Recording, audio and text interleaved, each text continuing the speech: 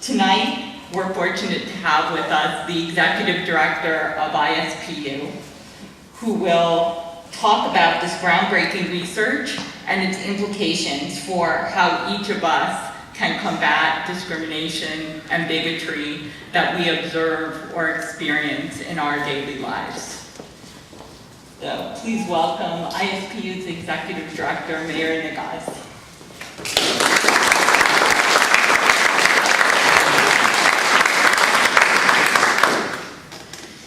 Thank you so much for inviting me here tonight. Thank you for coming and turning out. But I think this is really important. What I'm going to share with you tonight is based on ISPU's research. We did a number of different research projects that I'm going to draw from tonight and sort of mix and match all about Islamophobia.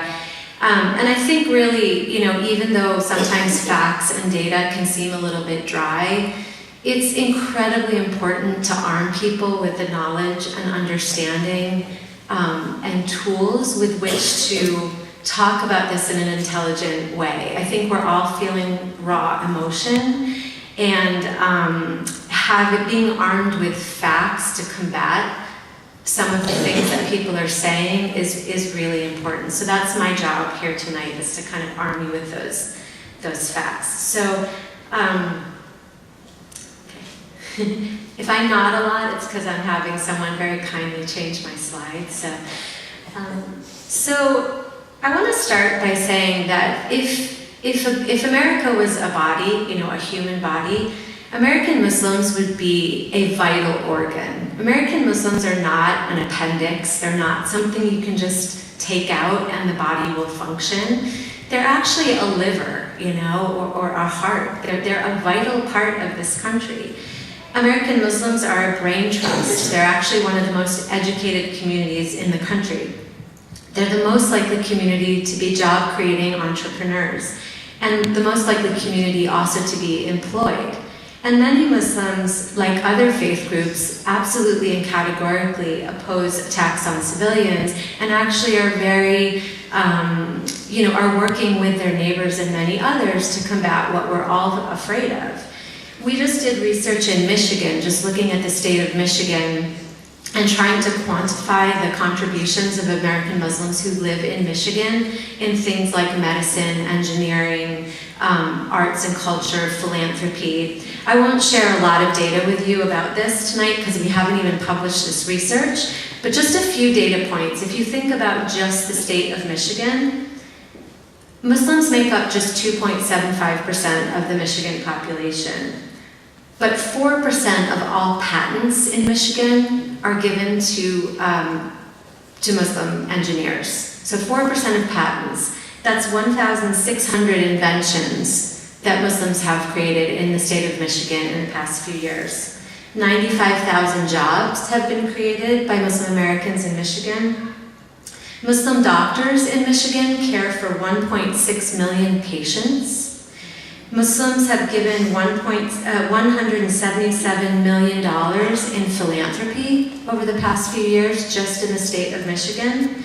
And in 2015, Muslims spent $5.5 billion in the state of Michigan back into the Michigan economy.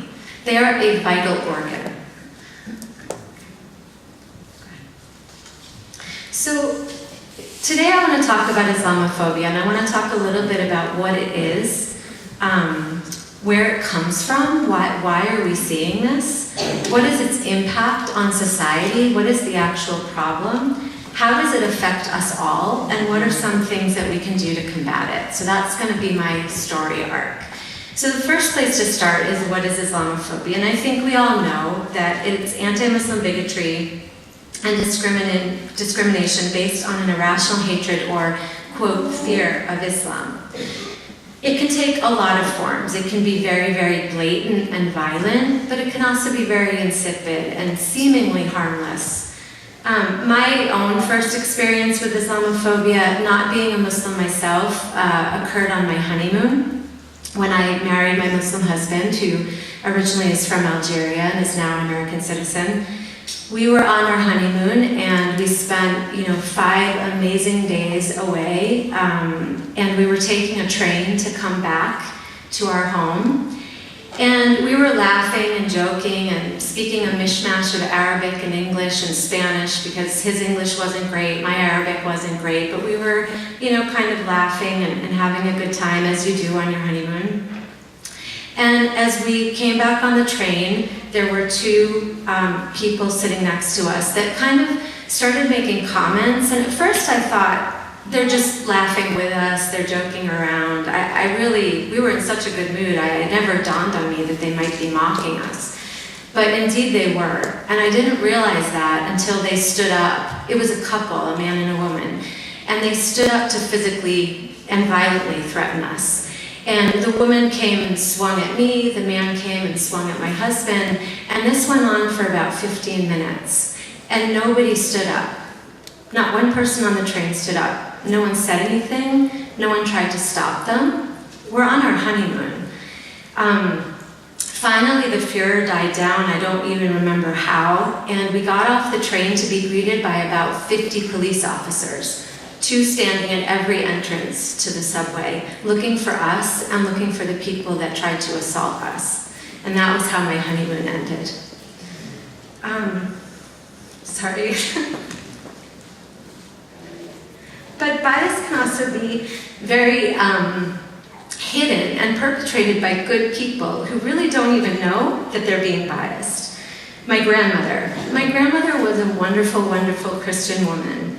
She loved my husband, but this implicit bias came out in small ways. Once we went to her rest home. She spent the last few years of her life in a rest home.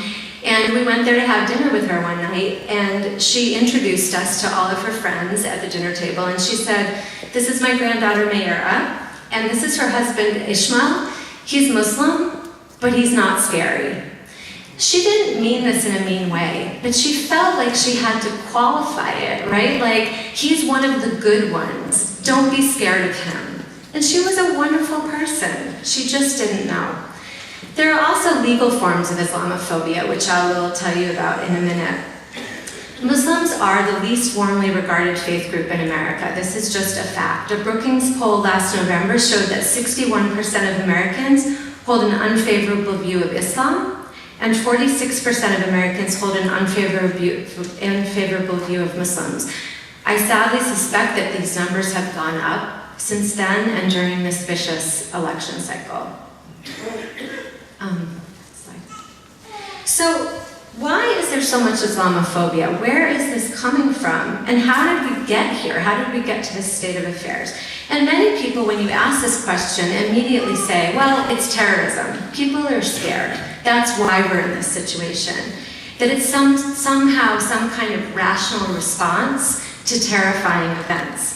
And yet after 9/11, unfavorable views of Muslims actually went down. They did not go up. They went down because the Bush administration, whatever you think of his administration, he made an effort to make sure that Muslims were not vilified after September 11th. And if you actually look at what happens, and you look at when negative views of Muslims spikes between just pre-9/11 and the end of 2013, you notice an interesting thing, that where anti-Muslim rhetoric or anti-Muslim sentiment actually spikes is in 3 places. In the lead up to the Iraq War amongst the general public, in the 2008 and 2012 elections amongst Republicans only. And that is because anti-Muslim sentiment follows trends in politics and election rhetoric far more than it follows any kind of terrorist action. In fact, where it didn't spike and where you would have expected it in this scenario to spike is after 9/11, which it didn't, and after the Boston Marathon bombing, which it didn't. So it's very, very heavily tied to election rhetoric. But it isn't just political rhetoric that stokes these fires of Islamophobia. There are a few other factors at play. One of them is the media. 50% of Americans do not know a Muslim personally, and media very much shapes the way people think of things, especially when you've never met someone. But the vast majority of media coverage about Muslims and Islam is negative. One study by Media Tenor, which is based in Germany, showed that 80% of coverage of Islam and Muslims in the United States is negative, compared to 73% of coverage of North Korea, which is a designated terrorist state. They have less negative coverage. And another study showed that over 25 years, the New York Times, which is one of the supposed better papers, portrayed Islam and Muslims more negatively than things like cancer, cocaine, alcohol, tobacco. And in addition to these factors, there's an entire industry that's devoted simply to manufacturing Islamophobia. This is what they do. There is a $200 million industry, 33 groups, who literally spend their time making people afraid of Muslims and of Islam. It's very well funded, it's worked its way into the mainstream, and you've probably seen some of these people and some of their research on mainstream television. So while terror events don't help the situation, Islamophobia is really something that's been manufactured by a lot of these different factors. So where does this get us? What impact does this have on all of us? And I would argue that it makes us both less free as a society and sadly less safe. So for Muslims and those who are somehow perceived of or suspected of being Muslim, the effect of this safety factor is very, very clear. The upshot of all these negative attitudes and negative portrayals is discrimination. We did a study last year where we surveyed Muslims, Jews, Catholics, and Protestants. And more than half, 60% of Muslims reported that they had experienced some form of discrimination based on their religion in the past year. And 20% of Muslims, that's 1 out of 5, said they reported regular discrimination based on their religion. Now, you would think that Jews would be a group that is similarly targeted, but only 5% of Jewish Americans reported regular discrimination as opposed to 20% of Muslims. So the magnitude of this discrimination is huge. As someone with a Jewish mother and a Muslim husband, I've experienced both my fair share of anti-Semitism and Islamophobia, and I can tell you it feels exactly the same. It doesn't matter what you call it. Hatred is hatred, and if you're the one on the receiving end of it, it's the same. And the sad part is that those who are probably most vulnerable and who have the least ability to deal with discrimination or the most visible are the most likely people to suffer from it. So women, especially those wearing hijab, young people who may not have the social support network to deal with discrimination, and those who are less educated are those who suffer the most from Islamophobia. And this discrimination is terrible, but more than this, we've seen really alarming incidents of violence or attempted violence towards Muslims and Muslim institutions in the past year. Hate crimes have always been a problem, but they have spiked in the last year. And while for other minorities things have gotten better, things have gotten much, much, much worse for Muslims. Just last week, a man from Los Angeles was arrested with large amounts of weapons and ammunition, charged with making terrorist threats against the Islamic Center of Southern California. And 3 men in Kansas a couple of weeks ago were arrested for a plot to blow up an apartment building today that housed Somali refugees, and they had made threats against an Islamic center. So there are very, very real and very dangerous consequences to all of this, and those who are Muslim or perceived to be Muslims fear for their safety every second of every day. What's the right-hand column? On the right-hand column. Of the back, go back to the other one. The right-hand column. They were the, they either said don't know, or they had a response that wasn't categorized as regular. Yeah, it was don't know, not applicable. It was the kind of extra responses. Okay. Okay, so if you think this is just a Muslim problem or just a problem for Muslim Americans, it's not. Intolerance and bigotry is absolutely linked. A Gallup survey from 2013 showed that the variable that was most strongly linked to prejudice towards Muslims was prejudice towards Jews. So bigotry is rarely confined to one group. There's plenty of hate to be spread around, and it is. A research project that we did looked at state-level legislation that affected predominantly minorities. So we looked at legislation that affected African American and Latinos, Muslims.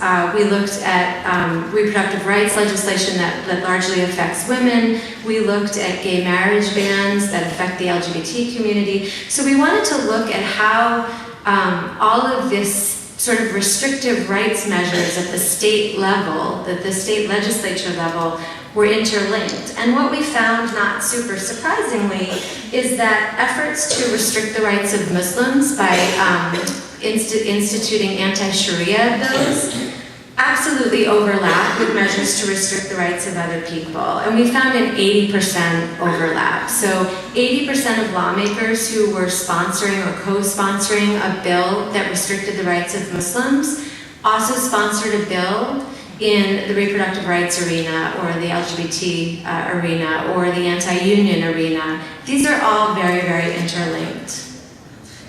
And anti-Sharia bills actually had the highest overlap with all of these other measures. And what we found in this research was that Muslims are almost being used like a canary in a coal mine. So I don't know if you remember back, before we had lots of technology, miners used to put a canary in the entrance to the mines. And if the canary died, if the toxic air killed it, the miners didn't go down to the mine that day. And in some ways, Muslims are those canaries these days, right? So laws that are, anti-Sharia laws that are specifically targeted at restricting the rights of Muslims are being used to slip in other measures that otherwise wouldn't get passed. So one example is in North Carolina. In North Carolina back in 2013, an anti-Sharia bill was introduced, and literally at the 11th hour when the bill was going to a vote, there was a very planned intention, a very planned insertion of reproductive rights restrictions that were inserted into the bill at the last minute. And they did that because they knew that nobody was going to complain about an anti-Muslim measure. That wasn't going to be a problem. So slip in something else and we'll get that passed too.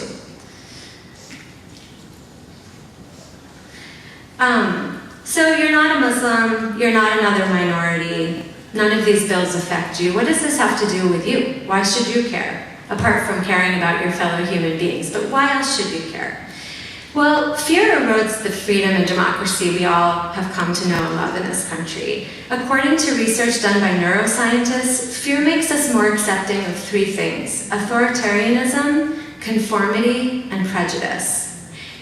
So fear, this drummed up fear that is pervasive, is allowing our society to accept things that are just completely and utterly unacceptable. And perhaps most concerning of all is that this makes us all far less safe. We, with all of this rhetoric, communities of color fear every day. But for the rest of us, this strengthens terrorist rhetoric. This polarizing rhetoric exactly feeds into the hands of what a group like ISIS is trying to say, right? That Islam and the West are at odds, that the West is somehow at war with Islam. We're reinforcing exactly their messaging by acting this way. So what can we do about this? We have to replace fear with facts. So I want to give you a couple of things that you can maybe share with others. One is that we've been here before. Many of us know that 100 years ago, or a little bit more, Catholics were the Muslims, right? Immigration from Ireland and other Catholic countries had become larger.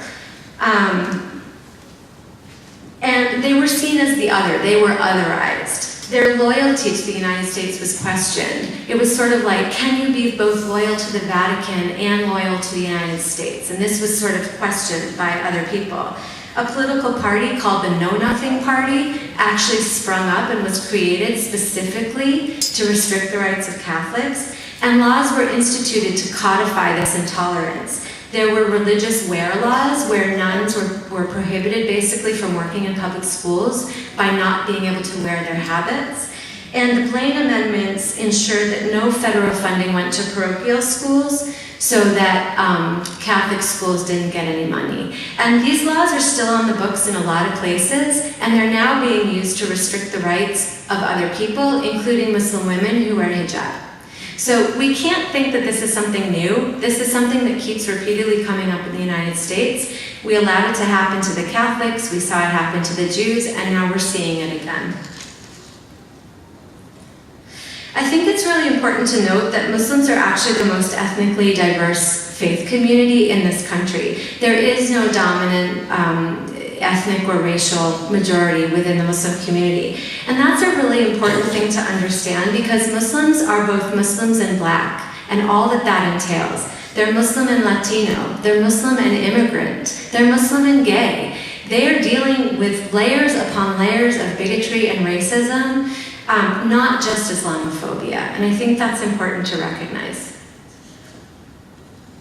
Now, when it comes to this pesky word fear, I'm going to come back to that, right? Because that's the thing that keeps coming up.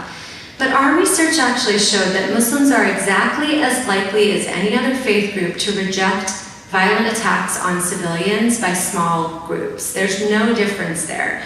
And Muslims are actually far more likely to reject violence against civilians by military, which is a war crime, according to the Geneva Conventions, right? So the headline here should be, why are more people not concerned about war crimes? Why are we focusing on Muslims apparently not rejecting violence by small fringe groups?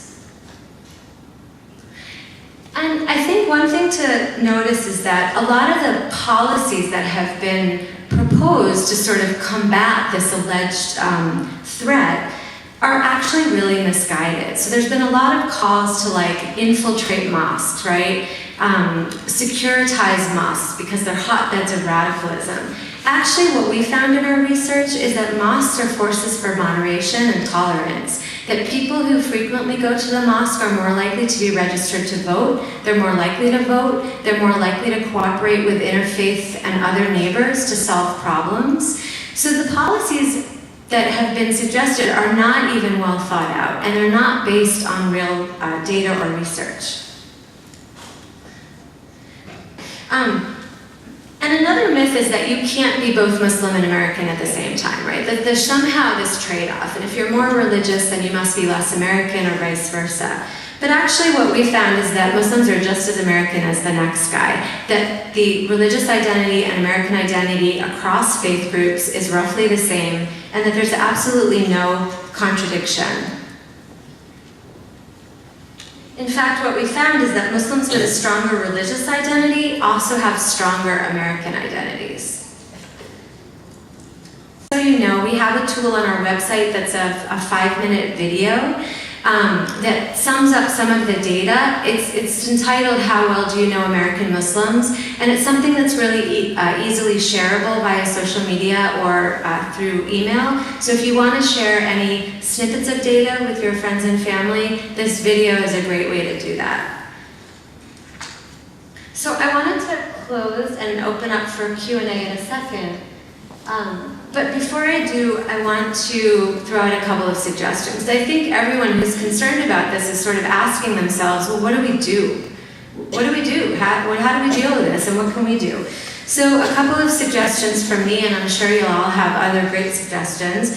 The first one is examine your own biases. My grandmother, my lovely grandmother, had no idea that the way she reacted and things she said were really offensive and hurtful.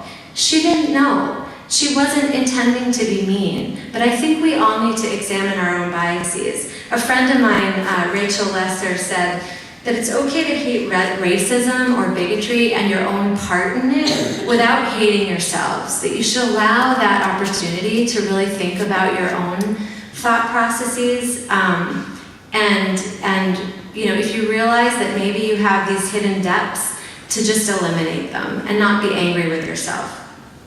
The other thing you can do is challenge bigotry, especially to those who aren't in the choir. There are a lot of people who don't come to places like this, who don't hear this kind of information. If you go to Thanksgiving and your Uncle Joe starts mouthing off about Muslims, say something, right? Don't let him get away with it. Call out bias wherever you see it. Don't just stand idly by like the people on the train when we were getting assaulted. Stand up, do something. Build coalitions with others. A lot of groups are being similarly targeted. There's a lot of people who are really concerned about what's going on. We have to band together. We cannot work in silos anymore. Vote. I'm sure everyone here voted yesterday, but there are elections in 2 years and 2 years from that. Keep on voting. It's really important. And I just want to close with a saying by a thinker named Abraham Joshua Heschel, who said, in a free society, some people are guilty, but all are responsible. We are all responsible for what's going on, and we have to do something about it. So thank you very much.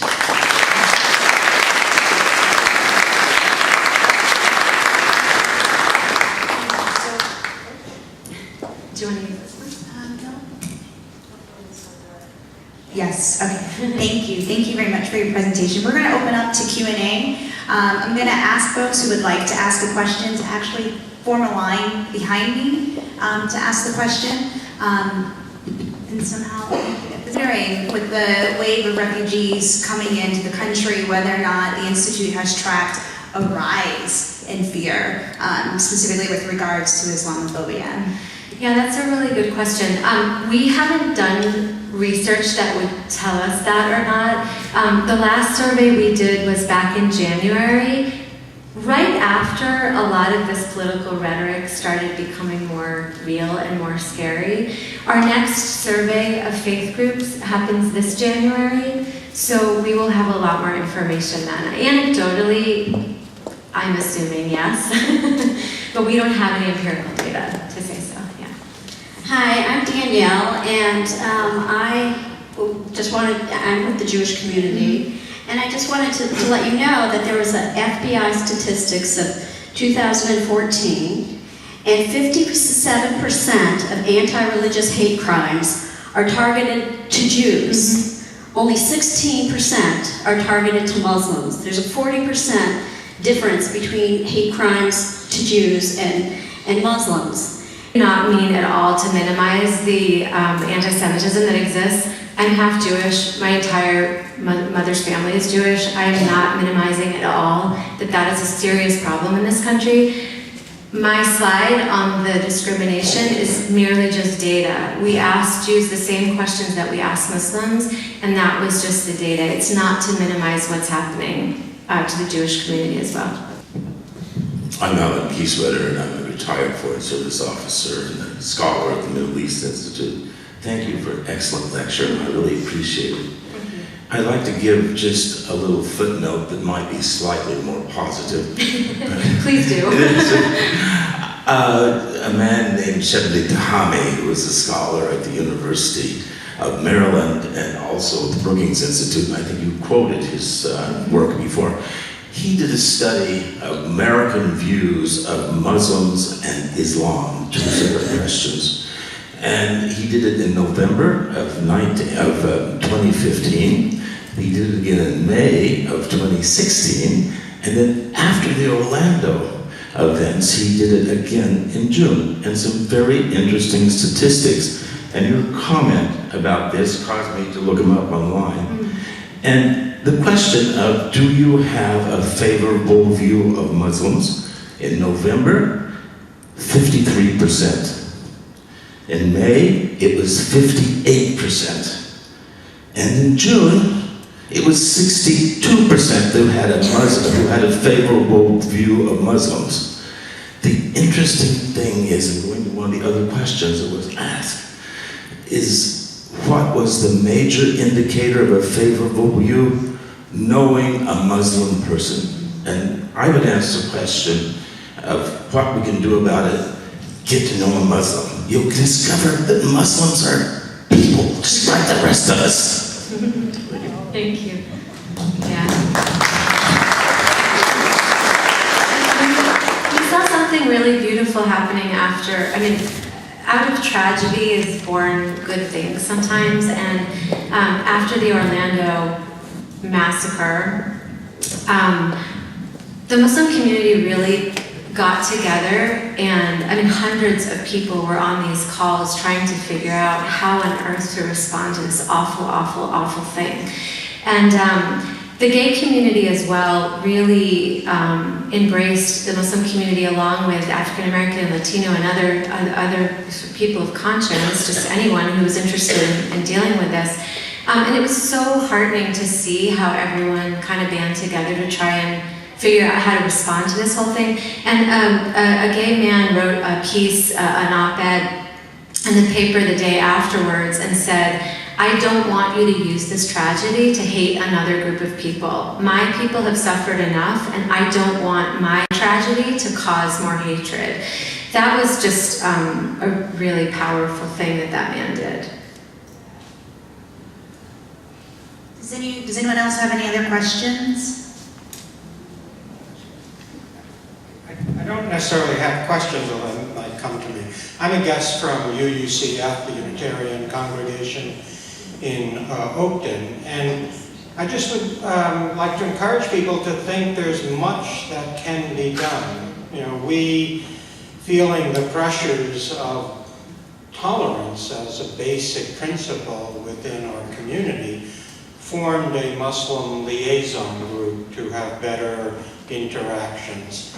It grew in part out of teaching a world religions class for adults. We had historically taught world religions to our youth group, only to realize so many adults had almost no education in world religions. I was raised Catholic. It was a near occasion of sin to visit a Protestant congregation. My good friend Imam Ali Siddiqui was inspirational, encouraging us to form a brunch bunch.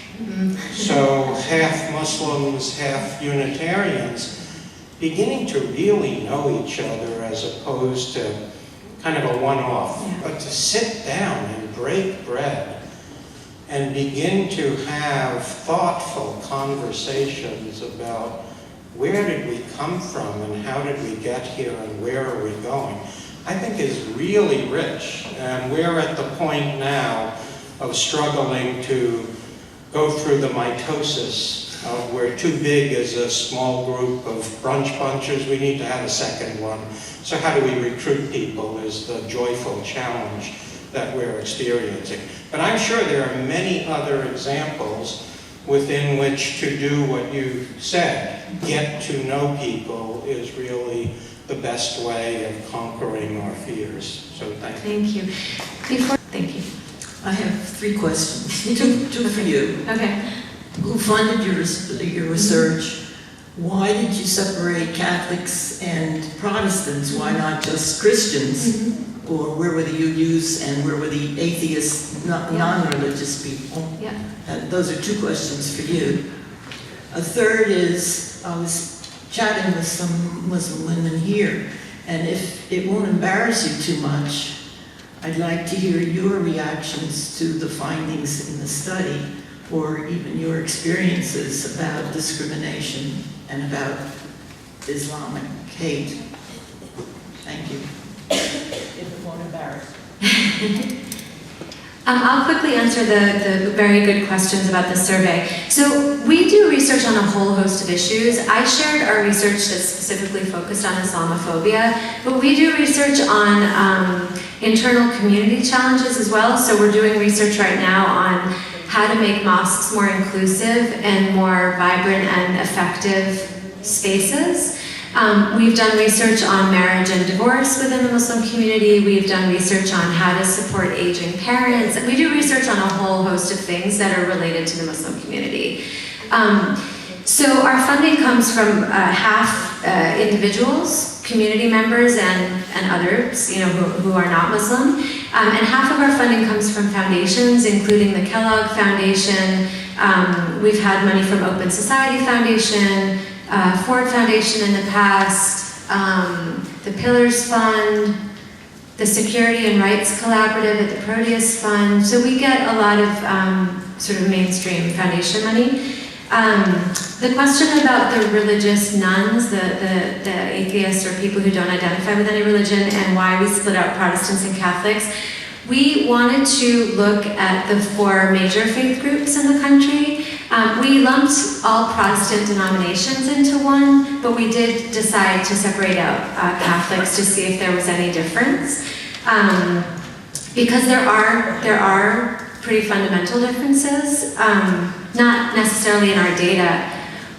Well, we could argue that all night, but I mean, I've worked a lot with both the Catholic and Protestant churches, both in reproductive health and otherwise, and it's important to separate them out. The religious nuns or atheists, we, in our next survey, we definitely plan to do that. In this one, we had challenges with the data, so it was, in this one, we weren't able to separate that group out, but in future surveys, we definitely plan to. Okay. Oh, I'm sorry, did any of you want to speak? She asked you to, okay. Great. Good evening. First of all, thank you so much for the presentation. It's a good experience for people to know.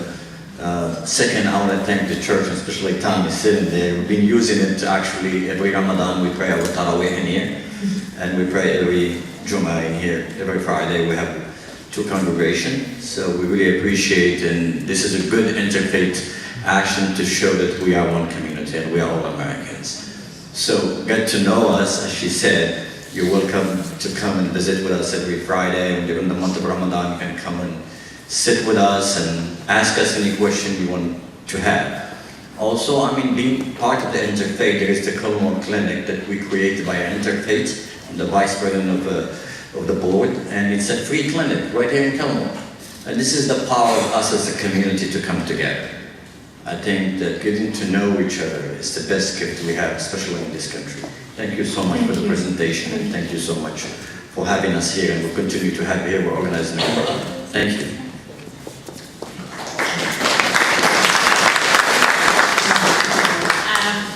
Assalamu alaikum, peace be upon you all. I would not repeat what he said about thank you. You always belong to here. You're all American.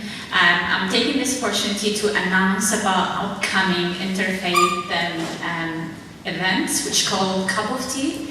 Alan, he will send a video for everybody registered for this event. If you sign up, you will get that video, which is basically a campaign happening in Norway years ago about like having Muslims invite people from other faith to their houses to get to know each other in a better way. So I've been doing this here in this area with a lot of our neighbors, and I see a lot of familiar faces here. Can I ask, like, just to show hands, how many of you attend Cup of Tea with me before? Yeah, a few of you. That's a good number. So we've been doing this for the last 4 years, and I see this specific, like, interfaith gathering is different than any others. We get together with a lot of conferences and interfaith dinners, but invite American to your house. It feels so different. So we will have one upcoming Cup of Tea in December 4. If you guys interested to be part of this, to host one or to invite it for one of us, this is the application. It's kind of like a little survey with information about your availability and everything. We have limited places for the one coming up and will be in Bethesda, but usually we will have it here. So this is what we need in our community right now. Go to know your neighbor, get together, just as simple as cup of tea. and have the conversation. Share your fear, share your support, and share your love. That's what we needed. So I really appreciate if you can take the application, give it for me back or for Alan, and the email will be sent for the video where you have more information about the campaign. Thank you. Thank you.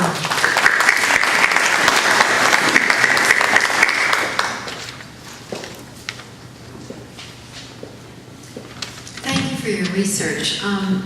I think it's very important, and I wanted to know if there was a connection. I think there is between the fact that we're waging war against Muslim countries and the proliferation of the Islamophobia industry. And what do you know about the anatomy of the 30 groups that are highly funded to actually, it seems, create propaganda that's dehumanizing and a form of anti-Semitism, oftentimes because Muslims are Semites as well. And it does seem to be part of, that kind of form of garden variety bigotry. But when there's war and the sale of military arms and money involved, it becomes an economic force, Islamophobia. Right. So, No, that's very apt. I rather than answering that question, I want to direct you actually to a great report called Fear Inc. and Fear Inc. 2. There are 2 reports that were written by other research organizations that really lay out this Islamophobia industry, tell you who these people are, what they do, where they get their money from. I mean, they did a whole multi-year research process around this industry. So Fear Inc. and Fear Inc. 2. The Southern Poverty Law Center also just recently came out with a list of 15 kind of top Islamophobes, just kind of people to watch out for, so that if you're watching the news and you see one of these people come on as a so-called expert on Islam, you're a little more aware of kind of where they're coming from. So I would highly encourage everyone to check those 3 resources out. They're very helpful. Yeah. I'll make this quick. Hi, my name is Bazu Dean. I am the Interfaith and Outreach Liaison for Dar al-Hijra, and I want to thank this church for all its outreach activities. We collaborate with UUCA on a variety of issues with voice, etc., etc. What I would like to suggest as a comment and piggyback off of what Ilya said with a cup of tea. At Dar al-Hijra, we are a large mosque that's open for tours. Please book a tour. And it's easy to do it. You just go on the website and you can call the main number, or you can go to outreach@daralhijra.net and just ask for a tour. So that's one way to get to meet more than one Muslim at a time. Another way is we have an annual event that happens every April, and it's called Taste of Islam, where we have tents and Moroccan tents and Palestinian tents, and you can come in and have a cup of tea or have a taste of their food, and there's activities and henna and songs and poetry and vendors, and that's April 23rd. So, and there's more activities if you go on our website. So I encourage you to get to know a Muslim. Thank you. Thank you very much. These are all really good ideas. So first I want to thank you, Mayur, for a really wonderfully informative You pronounced my presentation. name perfectly. Thank you. That's so unusual. That's because I'm Gila Langer, and I'm the rabbi here at Kolavi, the Jewish community, has the great good fortune of meeting here at UUCA, and we are so delighted to be your guest. And it occurs to me that the wisdom that we've been developing over the last few years about the importance of alliances has never been so important as it is today and going forward. Alliances and relationships, but first alliances. I'm happy to report that between the Jewish and Muslim communities, there is growing development of some ties and alliances. There's going to be another meeting, I think it's our 3rd annual meeting, of imams and rabbis in the Washington, D.C. metropolitan area.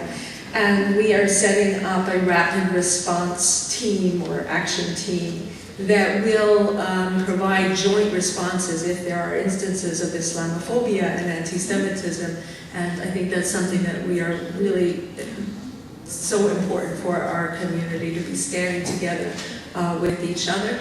And this church, I have been in touch with Reverend Peebles, and we are very much looking forward to working with the church community and the Muslim community, the Moroccan community here, and Kol Ami Mike Jewish community to do some joint programming and develop more relationships among the three communities over this coming year. So I look forward to that. Thank you. Just one quick anecdote about that. Today on Facebook, where all things happen now, unfortunately, I spend way too much energy and time on Facebook. But there was a really beautiful, there's been a lot of beautiful posts today. And one of them came from a young woman named Maggie Siddiqui, who works at the El Hibri Foundation. She's a wonderful young woman who does communications there. And she posted today, she literally posted a picture of her phone and a recording of a voicemail that had been left on her phone. And she said, I had to share this with people because this was the most beautiful thing that happened on such a dark day. And it was a call by a rabbi friend of hers who called and left a message saying, I just want you to know you're not alone, that I will be here today, tomorrow, if anything happens. It was the kindest, most thoughtful message I've heard in a really long time. And so that was just really amazing. Thank you so much for being here, for your presentation. Thanks for